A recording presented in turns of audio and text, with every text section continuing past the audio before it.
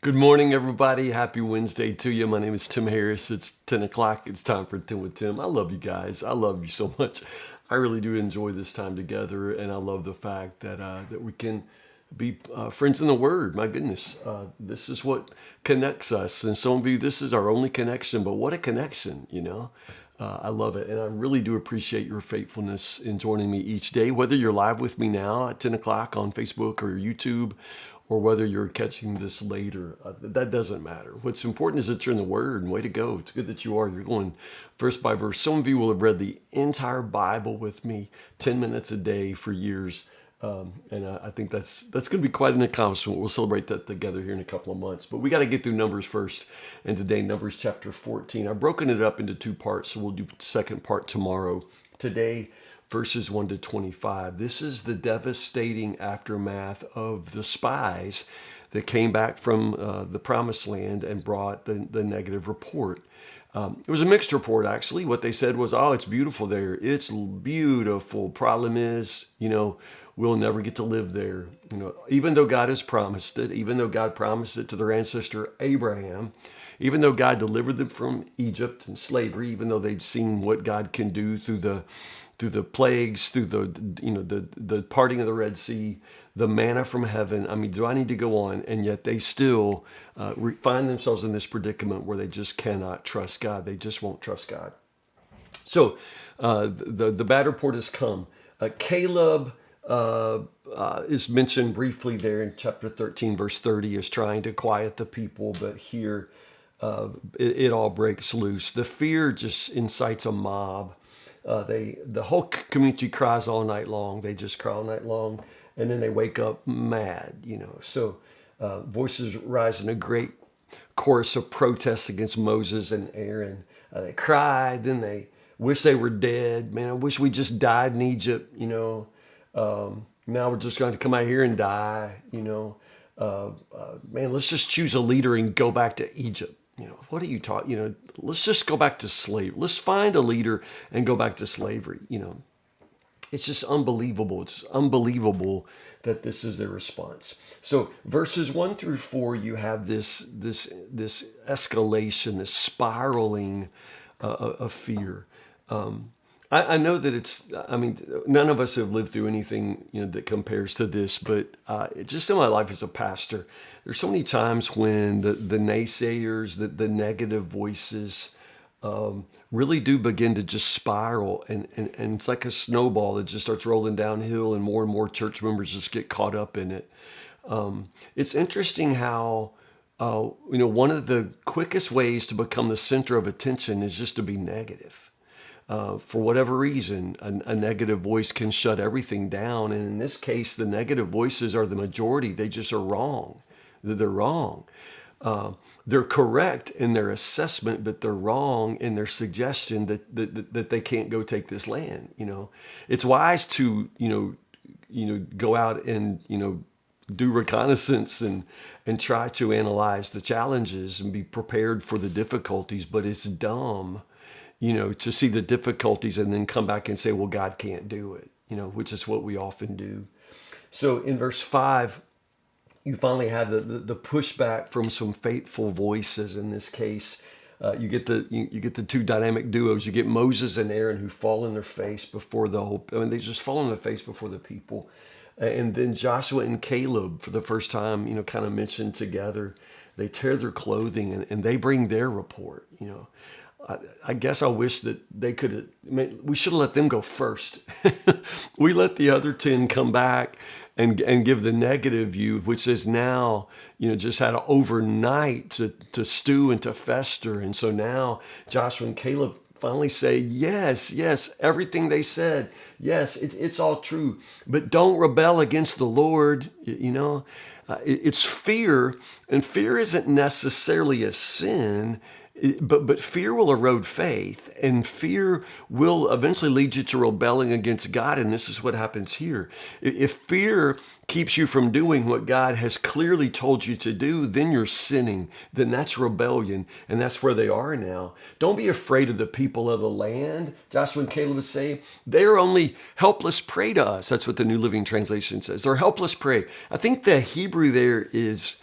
I think I'm correct. I think the Hebrew word there is bread. They're just like bread to us, which means we're going to eat them alive. I mean, that's what Joshua and Caleb, that's what they say. They're like bread to us. We're going to eat them alive. The Lord is with us. Don't be afraid of them. The Lord is with us. Don't be afraid of them. That's Joshua and Caleb. Man, it's a simple message, but it can get them killed. Do you see that? The next thing, they want to stone Joshua and Caleb just for speaking hopefully, just for speaking the truth. You know, it's amazing how faith can single you out like that. It's amazing how telling the truth can single you out in a whole, in this point, in a whole context where everybody wants to tell and believe lies. The person who tells the truth, may have to be killed. I think Jesus' story proves that point. And in many ways, there are parallels today. When you got a good lie going, man, people don't want to hear the truth. And so Joshua and Caleb were just saying, come on, don't be afraid. God's with us. And that message right there could get them killed. Verse 10, the whole community begins to talk about stoning them. Like how can we shut them up? Well, let's just shut them up permanently. I mean, they would kill Joshua and Caleb for simply saying, let's don't be afraid. God's with us. What in the world? How upside down things have turned so very quickly. Verse 10 is interesting to me. I'm still thinking about exactly what it's about. But at that point, the whole glorious presence of the Lord appeared to all the Israelites at the tabernacle. So it's like that cloud descends at the tabernacle, and the Lord begins speaking to Moses. But they all see God. God comes in.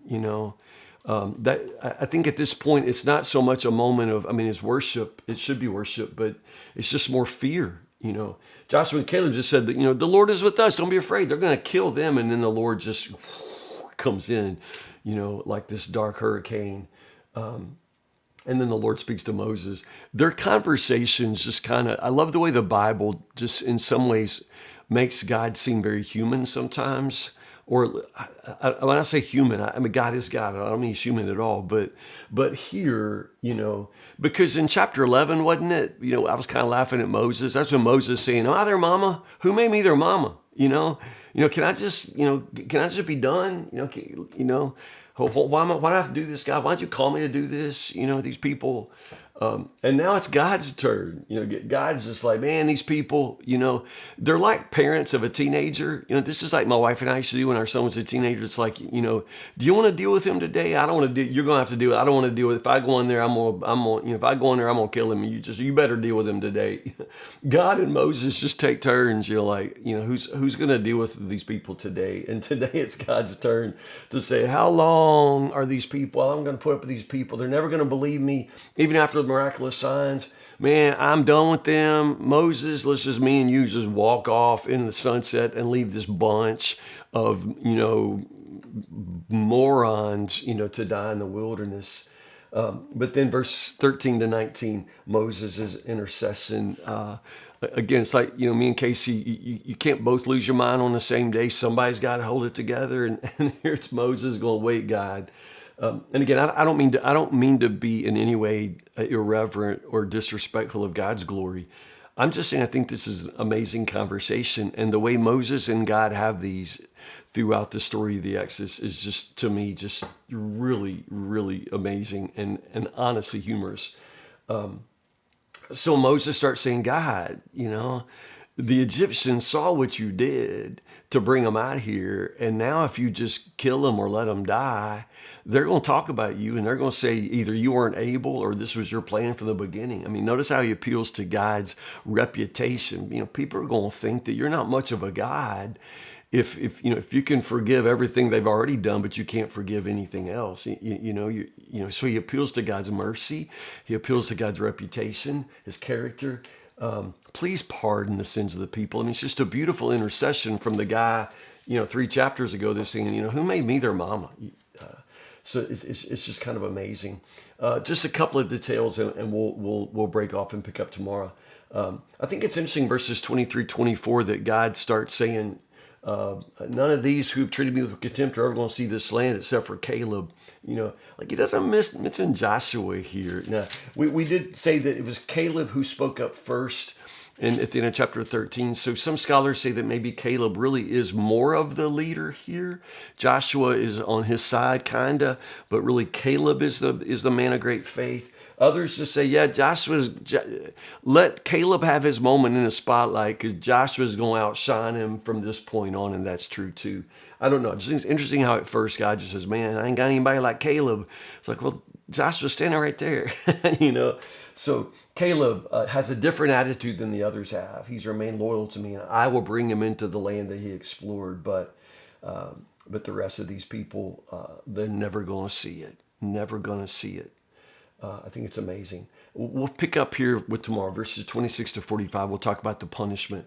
I just think it's really amazing, and we'll talk about this more tomorrow as well. We often struggle with what it means to call Israel God's chosen people. But this passage here illustrates that, yeah, they are God's chosen people, but they have choices of their own to make. And the choices they make have real consequences. And so in this case, God's judgment is sure, so is his mercy. And as judgment comes, their choices, their sinful fear choice, their rebellion here is forgiven, but it still has consequences that will affect them and their children.